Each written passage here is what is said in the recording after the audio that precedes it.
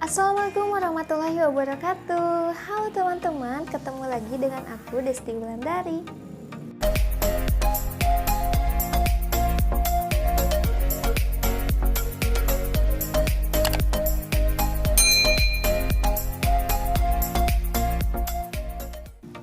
Halo teman-teman, bagaimana kabarnya hari ini? Mudah-mudahan selalu diberikan kesehatan oleh Allah Subhanahu wa Ta'ala, dan juga mudah-mudahan selalu dilancarkan segala tujuan dan apa yang diinginkannya. Amin, mudah-mudahan.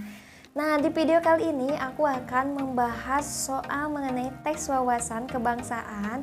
Pokoknya nanti kalian simak saja videonya dan pelajari materinya. Dan jangan lupa juga untuk kerjakan dulu soalnya, lalu nanti lihat kuncinya, oke?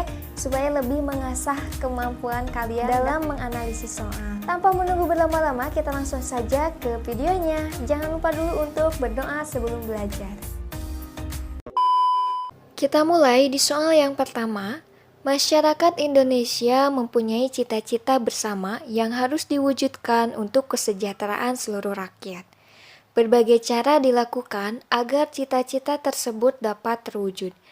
Hal ini karena Pancasila berperan sebagai A. Falsafah bangsa, B. Dasar negara, C. Ideologi negara, D. Cita-cita bangsa, atau E. Instrumen bangsa.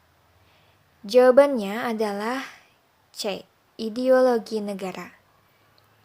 Ideologi merupakan cara berpikir seseorang ataupun suatu golongan yang di dalamnya terdapat arah dan tujuan hidup yang akan dicapai. Soal nomor 2. Suatu negara pasti memiliki ideologinya masing-masing. Ideologi mempunyai fungsi yang sangat penting dalam menjalankan roda kehidupan suatu negara. Berikut yang termasuk salah satu fungsi ideologi adalah A. Menghargai sejarah yang telah terlewati, B. Menyatukan perbedaan yang ada di dalamnya, C. Menjadi alat untuk menjalankan pemerintahan, D. Mengedepankan pendapat golongannya, atau E. Mengesampingkan ideologi lainnya.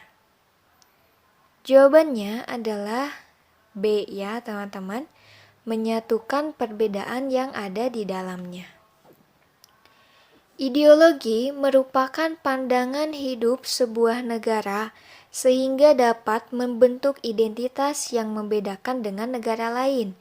Dengan adanya pandangan hidup itu, maka seluruh rakyat dari berbagai macam perbedaan bersatu agar yang dicita-citakan bersama itu dapat terwujud. Soal nomor 3.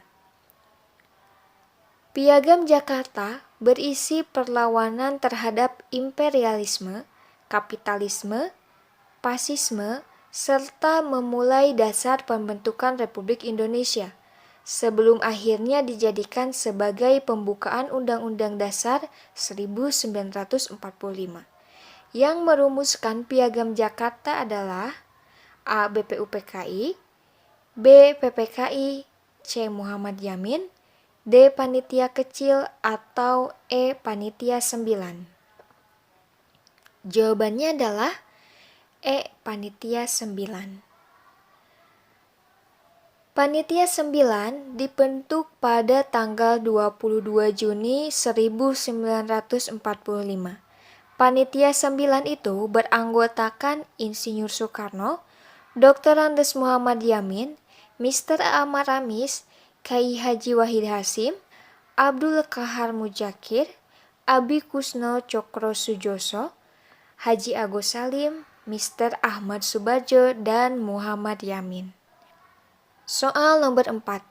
Peraturan yang ada di negara ini, baik itu yang tertulis maupun tidak tertulis, semuanya harus bersumber pada Pancasila. Karena Pancasila sebagai A. Falsafah bangsa, B. Dasar negara, C. Ideologi negara, D. Cita-cita bangsa, atau E. Instrumen bangsa. Jawabannya adalah B. Dasar negara. Sebagai dasar negara Indonesia, Pancasila menjadi sumber nilai, norma, dan hukum yang bersifat universal yang berlaku di seluruh bagian Indonesia, sehingga mengikat kepada seluruh rakyat. Segala peraturan yang ada tidak boleh bertentangan dengan nilai-nilai yang terkandung dalam Pancasila. Kita lanjut ke soal nomor 5. Kedudukan Pancasila sebagai dasar negara Indonesia tercantum dalam A. Pembukaan Undang-Undang Dasar 1945 alinea kedua, B. Pembukaan Undang-Undang Dasar 1945 alinea ketiga, C. Pembukaan Undang-Undang Dasar 1945 alinea keempat, D. Batang tubuh Undang-Undang Dasar 1945, atau E. TAF MPR. Jawabannya adalah C. Pembukaan Undang-Undang Dasar 1945 alinea keempat. Coba diingat teman-teman, alinea keempat itu berbunyi, maka disusunlah kemerdekaan kebangsaan Indonesia itu dalam suatu undang-undang dasar negara Indonesia yang terbentuk dalam suatu susunan negara Republik Indonesia yang berkedaulatan rakyat, yang berdasar kepada ketuhanan yang Maha Esa, kemanusiaan yang adil dan beradab, persatuan Indonesia, dan kerakyatan yang dipimpin oleh hikmat kebijaksanaan dalam permusyawaratan perwakilan, serta suatu keadilan sosial bagi seluruh rakyat Indonesia. Soal nomor 6. Pancasila sebagai dasar negara Indonesia melewati proses yang panjang sehingga akhirnya sampai pada perumusan final, yaitu pengesahan konstitusional.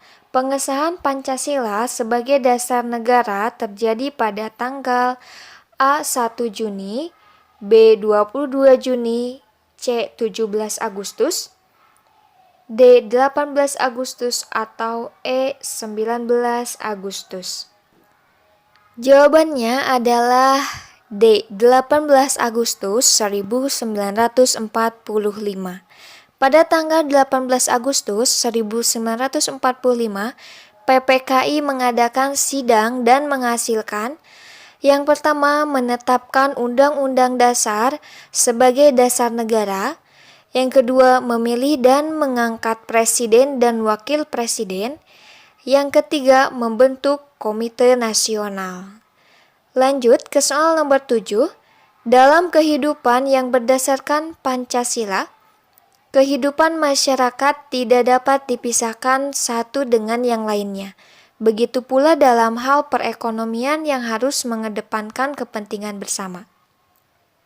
Hal ini sesuai dengan prinsip Pancasila, yaitu sila: A. Ketuhanan yang Maha Esa, B. Kemanusiaan yang adil dan beradab, C. Persatuan Indonesia, D. Kerakyatan yang dipimpin oleh hikmat kebijaksanaan dalam permusyawaratan perwakilan, atau E. Keadilan sosial bagi seluruh rakyat Indonesia. Jawabannya adalah E. Keadilan sosial bagi seluruh rakyat Indonesia. Prinsip sila kelima adalah keadilan di segala bidang, di mana seluruh rakyat Indonesia mendapatkan perlakuan yang adil dalam hal hukum, ekonomi, sosial, budaya, sehingga keseimbangan antara kehidupan pribadi bermasyarakat dapat terwujud. Lanjut ke soal nomor 8. Suatu negara yang dalam menyelenggarakan pemerintahannya selalu berdasarkan peraturan tertulis, maka negara tersebut dinamakan dengan negara the rule of law, B. Negara berkedaulatan, C. Negara demokrasi, D. Negara hukum, atau E. Negara konstitusional. Jawabannya adalah A. Negara the rule of law. Suatu negara yang dalam menyelenggarakan pemerintahannya selalu berdasarkan peraturan tertulis, maka negara tersebut dinamakan dengan negara the rule of law atau negara hukum yang didasarkan atas aturan tertulis. Soal nomor 9. Setiap penerimaan yang perlu dibayar kembali dan atau pengeluaran yang akan diterima kembali baik pada tahun anggaran yang bersangkutan maupun pada tahun-tahun anggaran berikutnya adalah pengertian dari A. Anggaran pendapatan daerah, B. Belanja daerah, C. Perimbangan keuangan, D. Pendapatan daerah, atau E. Pembiayaan. Jawabannya adalah E. Pembiayaan. Setiap penerimaan yang perlu dibayar kembali dan atau pengeluaran yang akan diterima kembali baik pada tahun anggaran yang bersangkutan maupun pada tahun-tahun anggaran berikutnya adalah pengertian dari pembiayaan. Soal nomor 10. Dalam memanfaatkan sumber alam yang terkandung dalam negara Indonesia, harus memperhatikan kesinambungan kesejahteraan bangsa. Artinya, A. Pendapatan per kapita tetap, B. Jumlah penduduk tetap seimbang, C. Generasi yang akan datang adalah generasi penerus, D. Kesejahteraan sekarang belum tentu masa lampau sejahtera, E. Kesejahteraan itu perlu dinikmati pula oleh generasi yang akan datang. Jawabannya adalah E.